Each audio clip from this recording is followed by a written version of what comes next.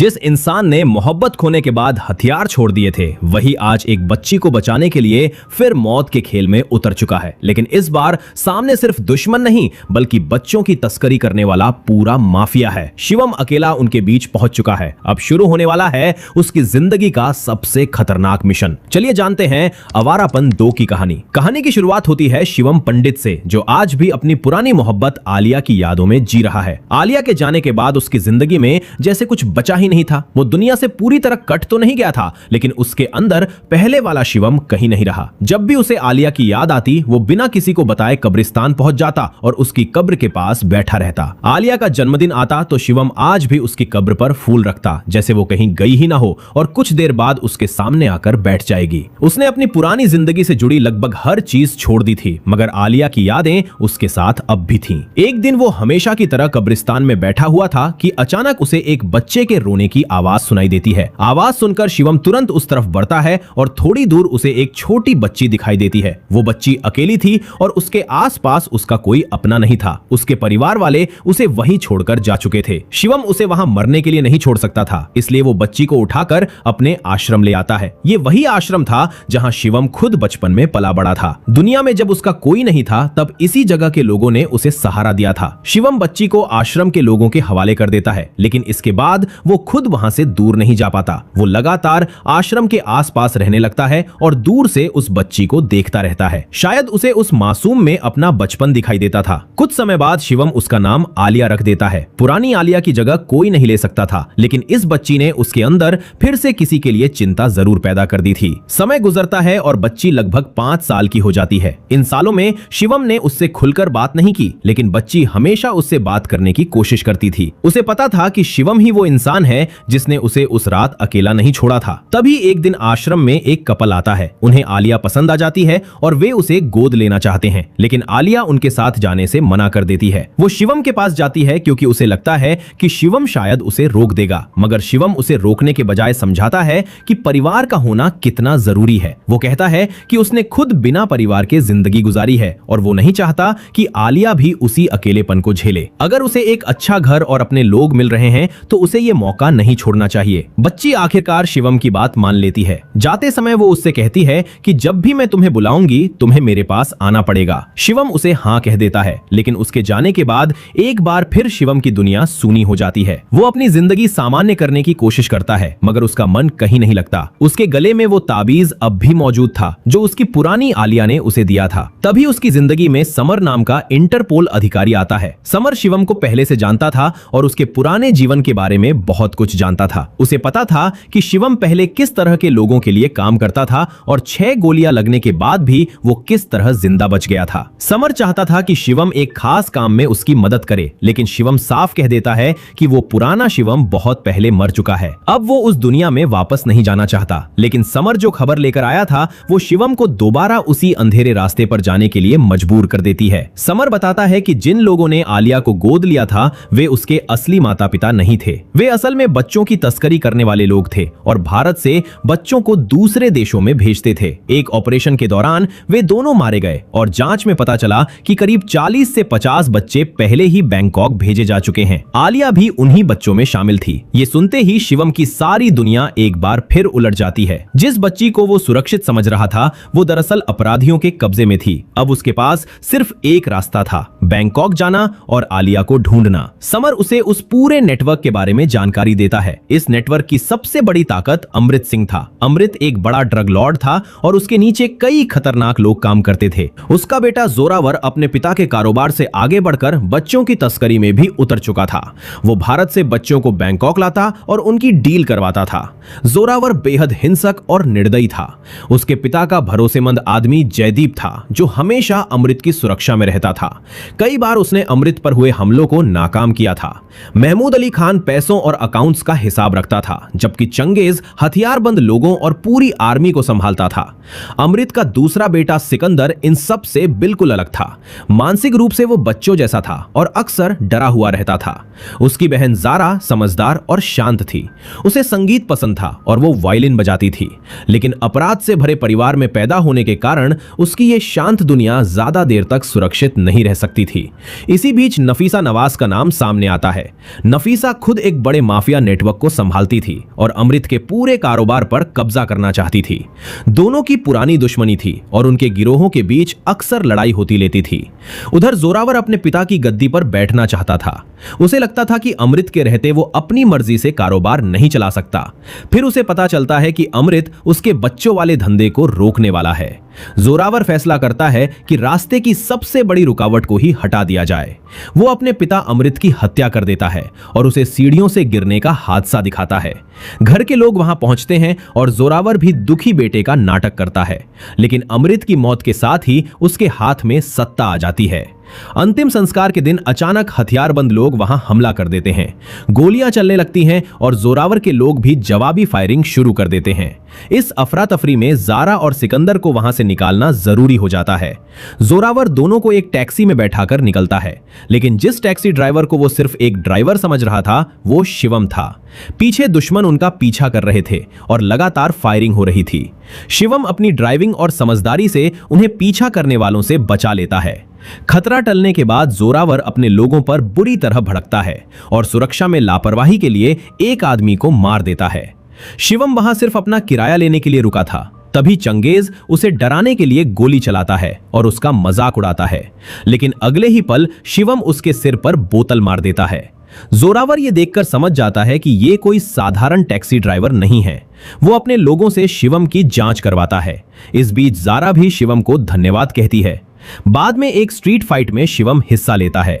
शुरुआत में सामने वाला पहलवान उसे बुरी तरह पीटता है, लेकिन जारा पर नजर पड़ते ही शिवम का अंदाज बदल जाता है और वो उस आदमी को बुरी तरह हरा देता है। जारा उसे एक चिट्ठी भेजकर अपनी दुनिया से दूर रहने को कहती है। उधर जोरावर को शिवम के बारे में पता चल जाता है कि उसका नाम शिवम पंडित है। वो पहले मलिक के लिए काम करता था और अब टैक्सी चला रहा है। जोरावर उसे अपनी टीम में शामिल करने से पहले परखना चाहता है। जयदीप और महमूद उसे उमर नाम के एक आदमी को लाने का काम देते हैं। शिवम उस जगह पहुंचता है जहां ड्रग्स का कारोबार चल रहा था। वहां मौजूद लोग उस पर टूट पड़ते हैं।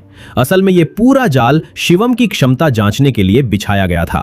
वो कई लोगों को पीट देता है, लेकिन आखिरकार पकड़ा जाता है। नफीसा वहां आती है और शिवम को पहचान लेती है। वो आदेश देती है कि उसे जिंदा जमीन में दफना दिया जाए। उसके आदमी शिवम को मिट्टी के अंदर दबा देते हैं और वहां से चले जाते हैं, लेकिन थोड़ी देर बाद शिवम उस कब्र से बाहर निकल आता है। अब वो उन सभी लोगों पर टूट पड़ता है और लगभग पूरे अड्डे को तहस नहस कर देता है। वो उमर का सिर लेकर जोरावर के सामने पहुंचता है। अब जोरावर को यकीन हो जाता है कि शिवम में वो ताकत है जिसकी उसे जरूरत है।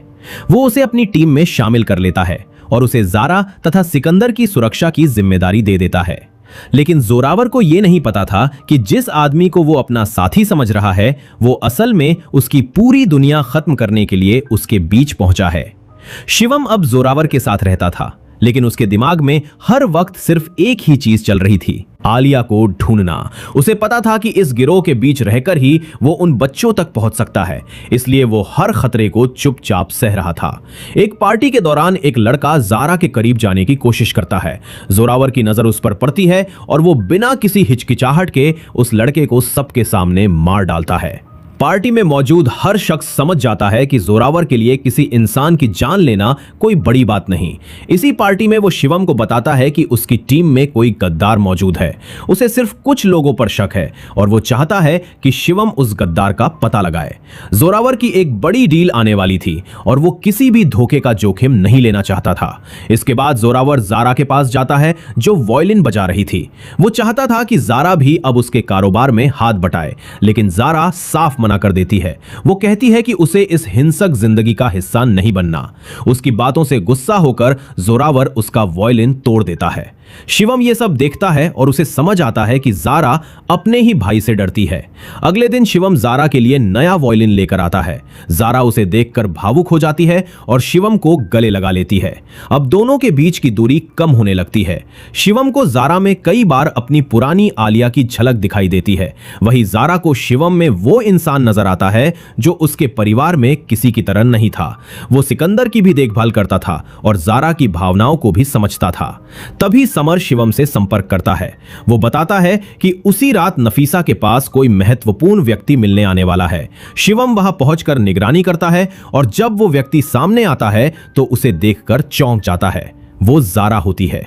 जारा नफीसा को जोरावर के कारोबार की जानकारी देती है और उससे पूछती है कि उसने जोरावर के खिलाफ गैंग वॉर क्यों करवाया। नफीसा इस बात से इनकार करती है। वो कहती है कि वो हमला उसने नहीं करवाया था और बल्कि शिवम ने खुद वो स्थिति पैदा की थी ताकि वो जोरावर के करीब पहुंच सके। जारा के लिए ये सुनना आसान नहीं था। वो वहां से निकलती है, लेकिन बाहर उसे पता चलता है कि शिवम उसका पीछा कर रहा है। शिवम उससे कहता है कि जोरावर ने अपनी टीम में गद्दार होने की बात कही थी और अब उसे पता चल चुका है कि वो गद्दार जारा है। जारा भी जवाब देती है कि उसे भी शिवम का सच पता चल चुका है। अब दोनों के बीच कोई राज नहीं बचता। शिवम उसे बताता है कि वो यहां किसी गैंग में शामिल होने के लिए नहीं आया।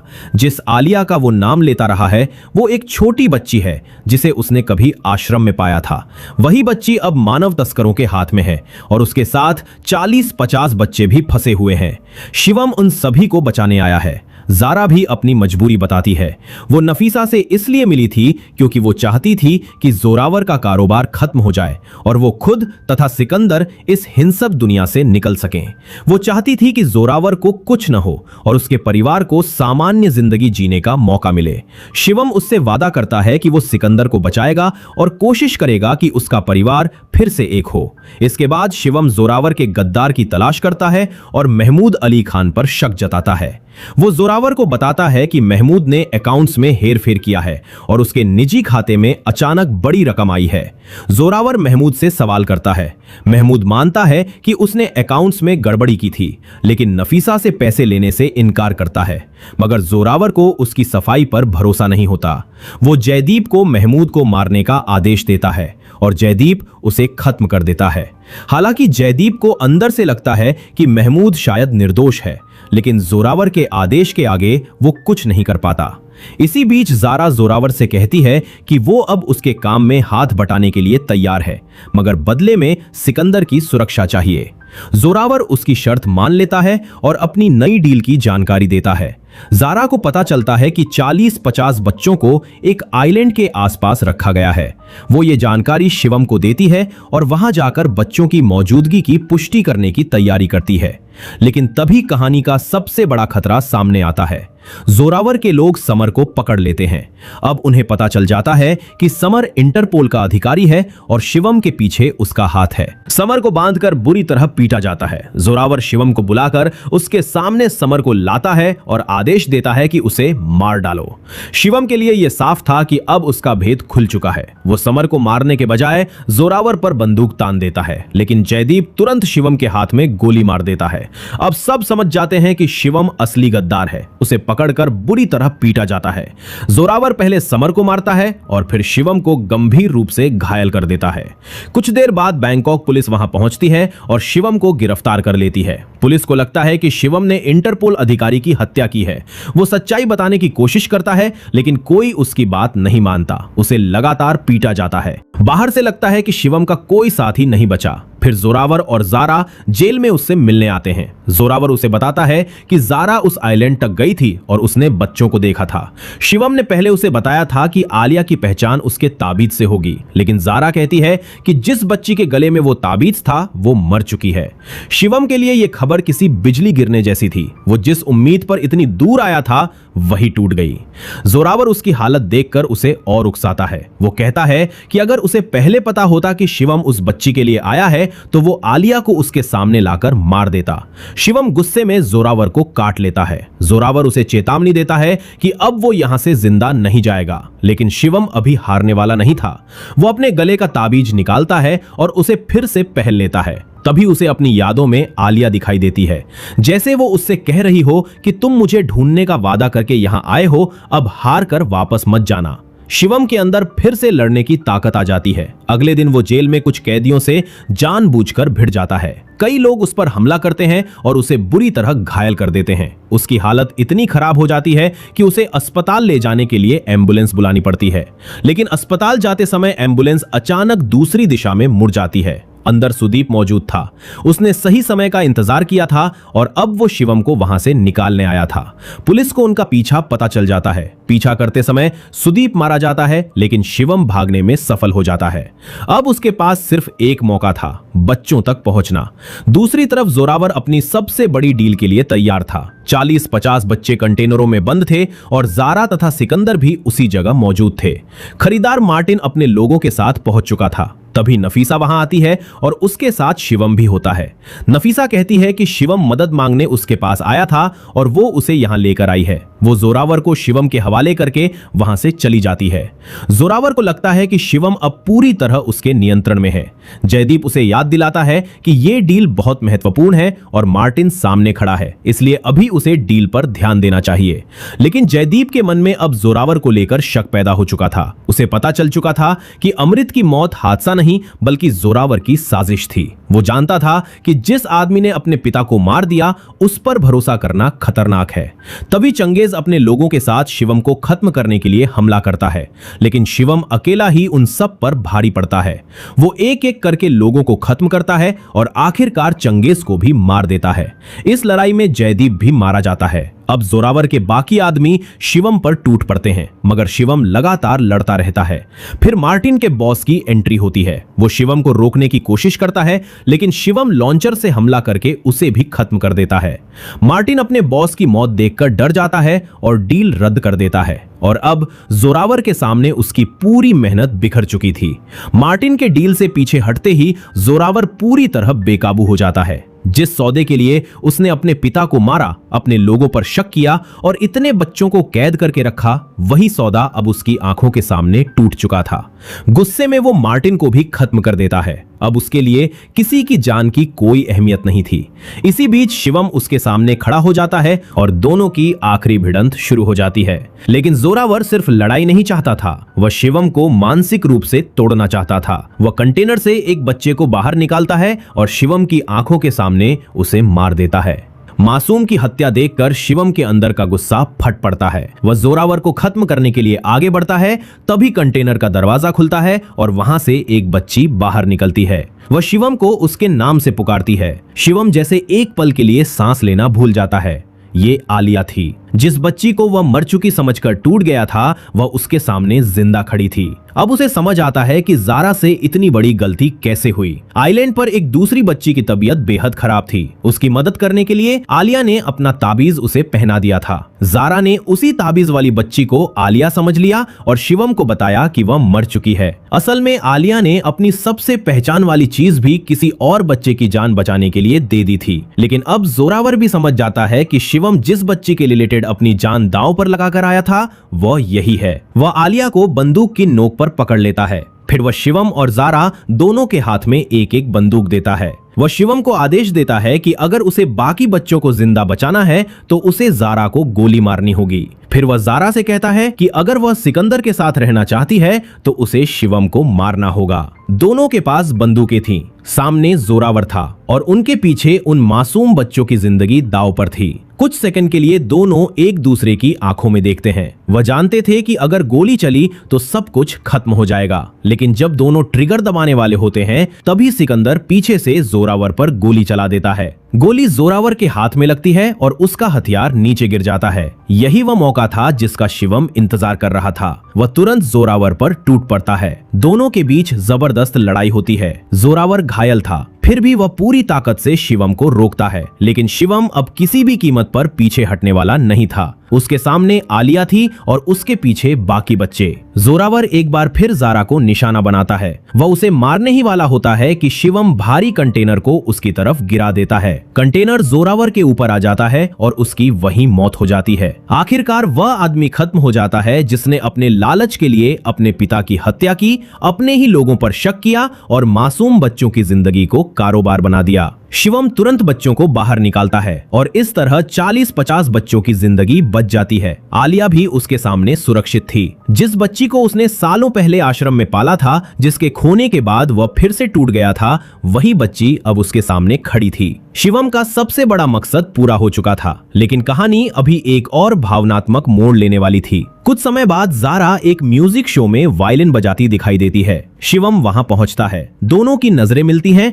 और बिना कुछ कहे दोनों समझ जाते हैं कि उनके बीच क्या है। इस पूरे सफर में दोनों एक दूसरे के करीब आए थे। जारा ने शिवम के अंदर छिपे इंसान को देखा था और शिवम ने जारा के अंदर एक ऐसी लड़की को देखा था जो सिर्फ अपने परिवार को सुरक्षित देखना चाहती थी। लेकिन शिवम जानता था कि वह इस जिंदगी में रुक नहीं सकता। वह जारा से कहता है कि वह हमेशा के लिए वहां से जाने वाला है। वह उससे कहता है कि सिकंदर और आलिया का ख्याल रखना। जारा शायद इस बात को पहले से महसूस कर चुकी थी, फिर भी शिवम को जाते देखना उसके लिए आसान नहीं था। दोनों के बीच कोई बड़ा इजहार नहीं होता, कोई फिल्मी वादा नहीं होता, बस उनकी आंखों में वह एहसास था जिसे शब्दों की जरूरत नहीं थी। लेकिन शिवम को जाना ही था। जब उसने नफीसा से मदद मांगी थी तब नफीसा ने उसकी मदद के बदले एक शर्त रखी थी। उसने कहा था कि अगर शिवम चाहता है कि वह उसे उस खतरनाक नेटवर्क तक पहुंचने में मदद करे तो बदले में उसे नफीसा के लिए काम करना होगा। उस वक्त बच्चों को बचाने के लिए शिवम ने यह शर्त स्वीकार कर ली थी। अब उस वादे से पीछे हटना उसके लिए मुमकिन नहीं था। इसलिए बच्चों को बचाने के बाद भी उसकी आजादी पूरी नहीं हुई। नफीसा ने उसे एक नए मिशन के लिए भेज दिया और शिवम को फिर उसी दुनिया में लौटना पड़ा। वो जारा और आलिया से दूर चला जाता है, लेकिन इस बार उसके अंदर पहले जैसा खालीपन नहीं था। उसने आलिया को बचा लिया था, उसने सिकंदर को सुरक्षित कर दिया था, जारा को भी उस हिंसक जिंदगी से निकलने का रास्ता मिल गया था। और यही फिल्म हमें यह एहसास देकर खत्म होती है कि कभी-कभी किसी इंसान को बचाने के लिए शुरू किया गया सफर सिर्फ दूसरे की जिंदगी नहीं बदलता, बल्कि खुद उस इंसान को भी दोबारा जीना सिखा देता है। और इसी के साथ कहानी खत्म हो जाती है, जबकि शिवम की अगली कहानी शायद अभी शुरू ही हुई थी। तो दोस्तों, अगर आपको आवारापन 2 की ये कहानी पसंद आई हो तो वीडियो को लाइक करें, चैनल को सब्सक्राइब करें और बेल आइकन जरूर दबाएं ताकि ऐसी ही नई कहानियां आप तक सबसे पहले पहुंचती रहें। तो चलिए मिलते हैं नेक्स्ट वीडियो में। तब तक के लिए जय हिंद, गुड बाय।